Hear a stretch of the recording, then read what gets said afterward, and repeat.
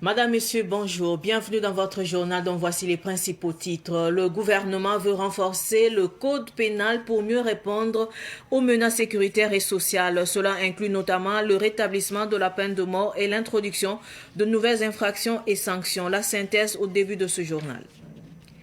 Les personnes victimes de nomades, de brûlures et de maladies graves bénéficient de l'aide médicale apportée par deux associations, Noma Hilfe Autriche et Bilalga, avec un exemple concret, l'opération d'une fillette de 4 ans. La fillette victime de brûlures a subi une opération de chirurgie réparatrice. Les détails dans quelques instants. Le gouvernement réuni en Conseil des ministres d'hier a adopté un projet de loi relatif à la modification du code pénal réintroduisant la peine de mort pour certaines infractions graves. Le même projet inclut plusieurs innovations. La révision du code pénal vise à adapter la politique pénale au contexte de lutte contre le terrorisme, de criminalité transfrontalière et de comportements antisociaux. Yacouba Ouedraogo pour la synthèse. Le gouvernement décide de la relecture du code pénal pour introduire des innovations. L'innovation majeure demeure le rétablissement de la peine de mort qui avait été abolie en 2018. Les infractions passibles de cette peine sont entre autres la haute trahison, les actes de terrorisme et d'espionnage. Le code va également consacrer le travail d'intérêt général comme peine principale et sanctionner la promotion et les pratiques homosexuelles et assimilées. Le nouveau code pénal va aussi connaître le relèvement des amendes au niveau de toutes les infractions qui vont passer pour les minima de 250 000 à 500 000. Relèvement également des peines en lien avec les accidents de la circulation. Selon le ministre en charge de la Justice, 90 à 95% des accidents de la circulation sont du fait de l'usager. Enfin, pour ceux qui sont des crimes économiques, comme les détournements et les actes de corruption, le ministre Rodrigue Bayala a révélé que les sanctions pourraient aller jusqu'à l'emprisonnement à vie lorsque le montant détourné est supérieur ou égal à 5 milliards de francs CFA.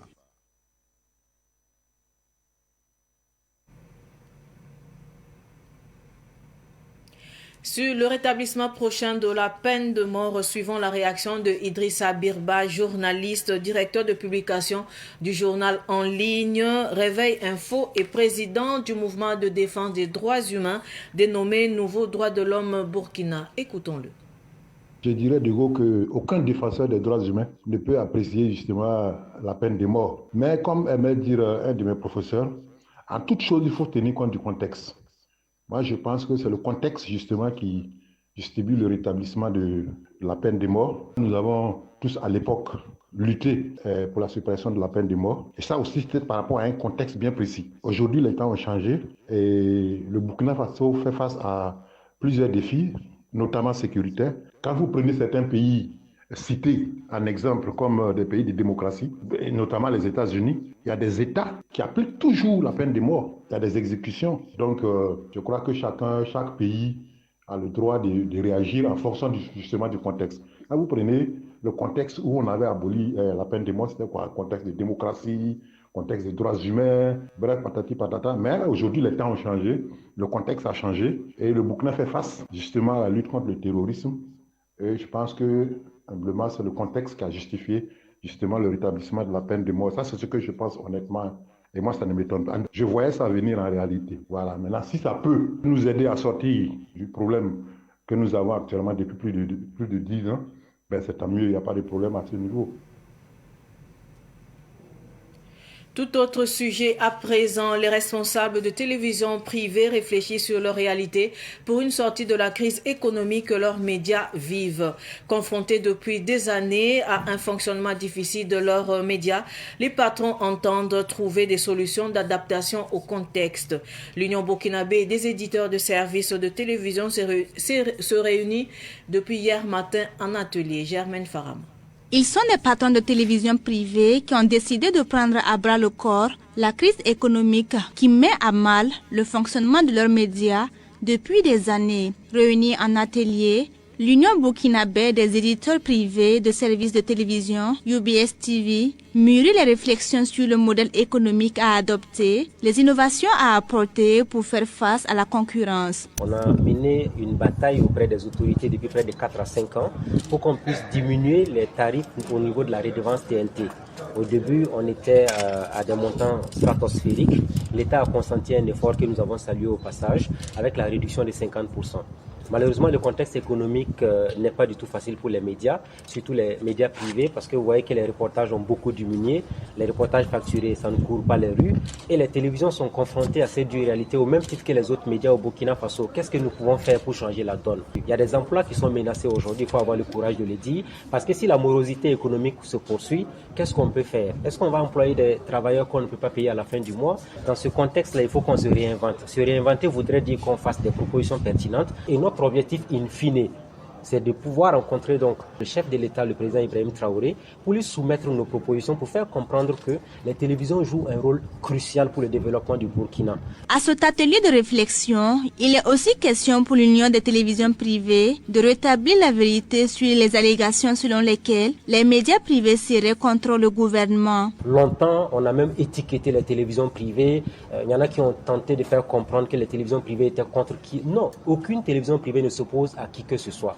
Les télévisions privées emploient des Burkinabés. Ce sont des Burkinabés qui travaillent dans ces médias. Ces mêmes Burkinabés veulent la paix dans le pays. Le Conseil supérieur de la communication, président de cet atelier, a reconnu et encouragé la résilience dont font preuve ces médias dans l'accomplissement de leur mission. Le CSC a aussi manifesté sa disponibilité à soutenir ces médias pour une sortie de la crise économique qu'ils traversent. Malgré des défis contextuels et des difficultés économiques, vous continuez inlassablement à jouer votre rôle régalien pour l'éveil des consciences et surtout pour accompagner les efforts de l'État dans la quête urgente du retour à une paix durable et de la cohésion sociale. Le Conseil supérieur de la communication, en tant qu'organe régulateur, attend donc avec un vif intérêt les conclusions de vos travaux.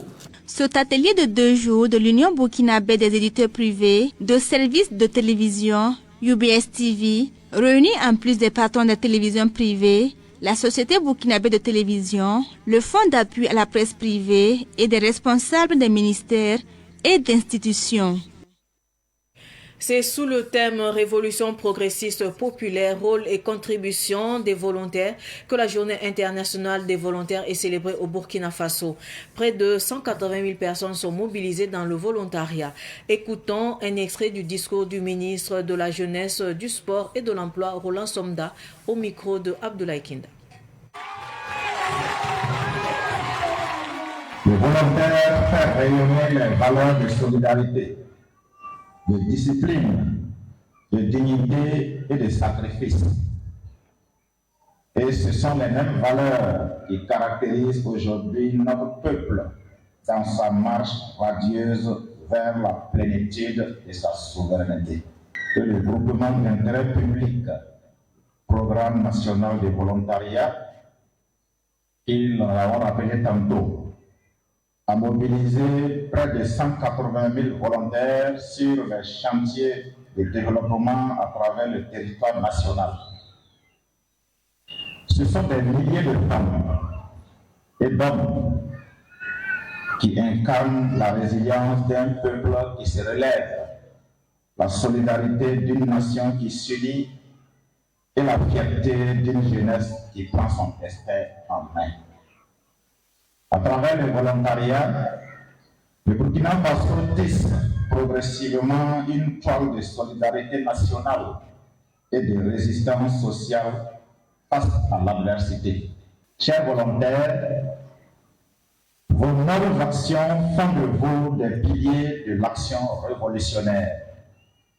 Je vous exhorte alors à poursuivre votre engagement avec plus d'énergie, plus d'humilité et plus de discipline. Partout où vous êtes appelés à servir, soyez des modèles de droiture, de courage et d'abnégation. Soyez les ambassadeurs de la révolution burkinabé dans vos communautés respectives. Je le disais également en titre, l'association Noma Hilfe Autriche, en collaboration avec l'association Bilagda, vient en aide aux personnes souffrant de Noma, de brûlures ou d'autres maladies. Elle a soutenu cette année 20 personnes grâce à Salif Nikema, burkinabé vivant en Autriche. Notre journaliste a suivi l'intervention de chirurgie réparatrice sur une fillette de 4 ans victime de brûlures. Plus de détails avec Yacouba Kiamtore. Suite à des brûlures, Soumaya Diao avait perdu l'usage de ses membres inférieurs. Âgée de 4 ans, elle bénéficie d'une intervention chirurgicale. Et ce, grâce à l'association Noma Hilfe Autriche. La patiente du jour reçoit une chirurgie entièrement faite par des spécialistes autrichiens.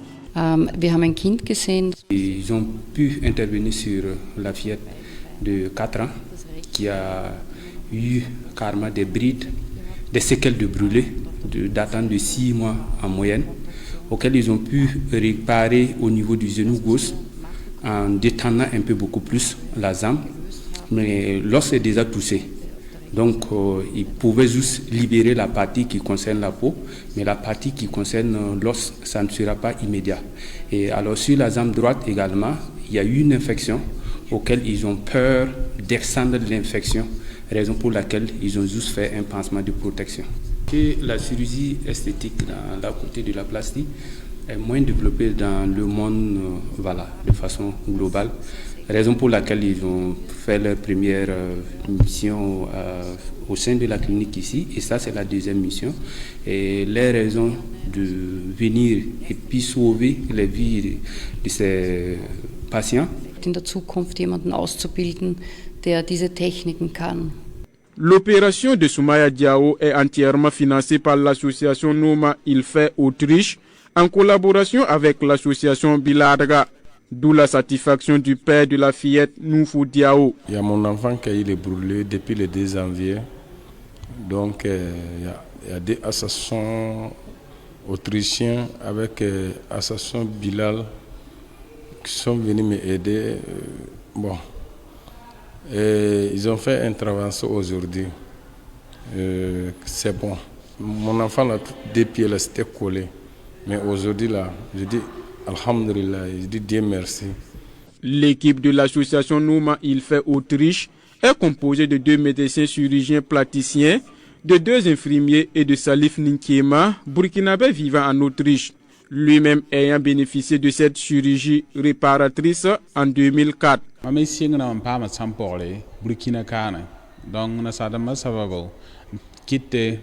qui m'a poussé à venir en aide à ces personnes est que moi-même je suis bénéficiaire des soins de l'association Noma Hilfe Autriche.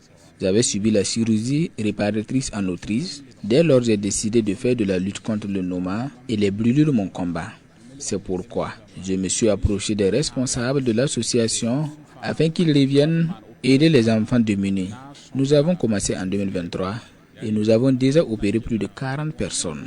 Je suis burkinabé, mais je vis en Autriche et je lance un message à toute la diaspora pour qu'elle se mobilise pour la cause des personnes démunies.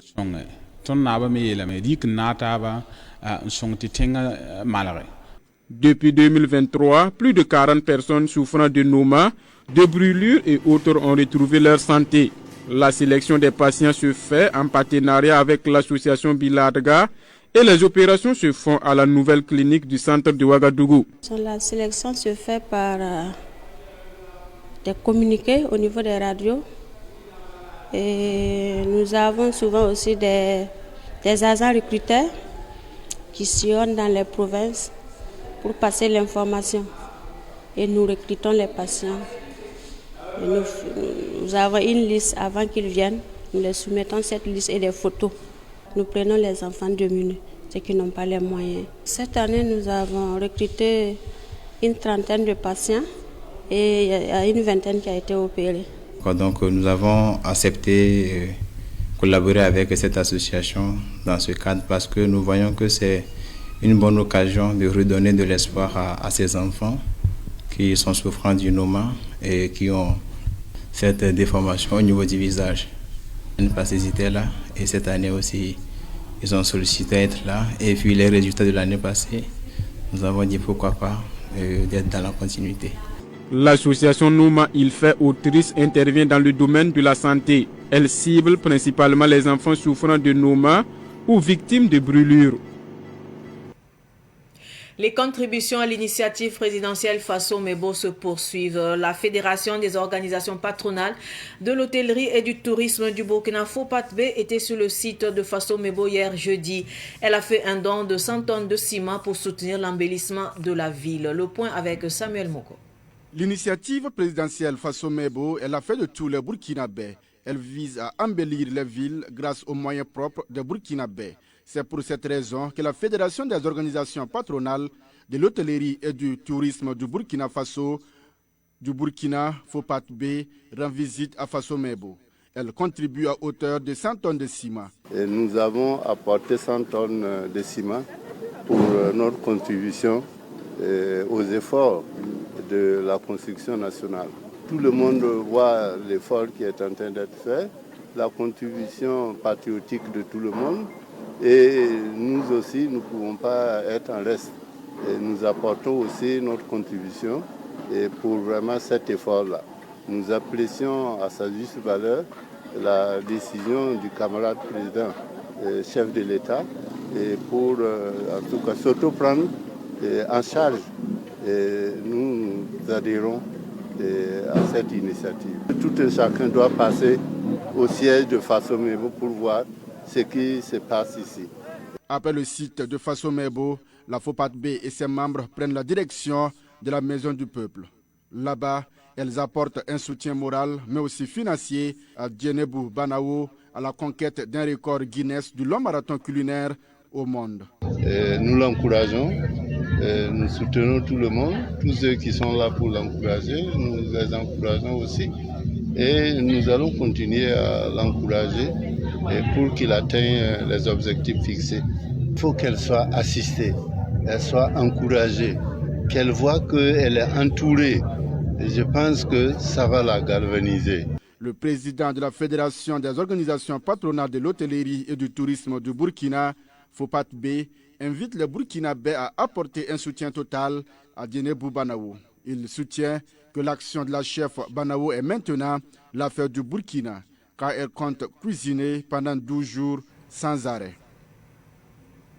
Place à la musique à présent. Espoir, c'est le tout nouvel album de l'artiste Ali Traoré alias Ali Ponré Ier. Un album de 12 titres qui rend hommage aux forces de défense et de sécurité qui œuvrent quotidiennement à la protection du pays. Retour sur la cérémonie de dédicace avec Cynthia Zungrana.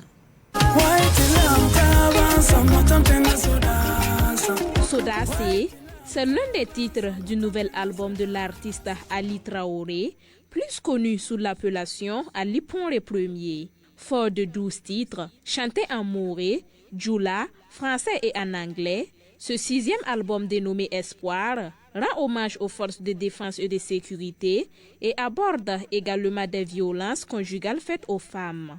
Alors, les thématiques abordées, c'est la résilience, l'entraide, la solidarité et également la combativité de nos soldats contre l'hydre terroriste. Nous traversons des moments difficiles ici au Burkina Faso pour la reconquête de notre territoire, de notre intégrité, de notre sécurité.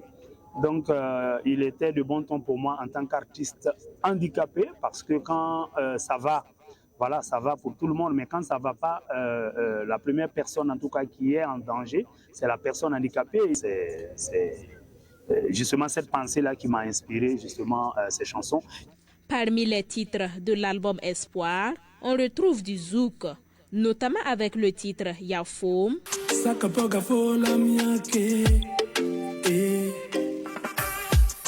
du warba avec le titre Rapa, du reggae avec le titre Sankara. Sankara n'est pas voleur, c'est pourquoi on l'a suivi.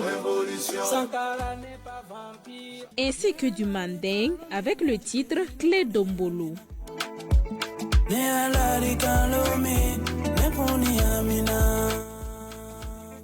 Un mélange musical riche et diversifié que le ministre en charge de la culture, présent à la cérémonie, a apprécié positivement. Je suis fier de voir que parmi les 8 titres, il y a déjà un titre qui est entièrement dédié aux forces de défense et de sécurité. Et cela est rare de voir un artiste qui aujourd'hui sort un album de 12 titres. Et les 8 que nous avons écoutés sont de très belles factures. C'est des sonorités très diversifiées. J'ai pu entendre du warba, j'ai entendu du manding, j'ai entendu du reggae, j'ai entendu du zouk.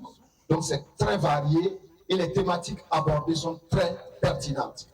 Et je voudrais vraiment vous féliciter. La cérémonie de dédicace a coïncidé avec la Journée mondiale des personnes handicapées, un choix volontaire de l'artiste qui a tenu à marquer cette commémoration à travers la sortie de son œuvre. L'album Espoir est pour l'instant disponible en clé USB au prix de 5 000 francs CFA et sera très prochainement accessible sur les différentes plateformes musicales.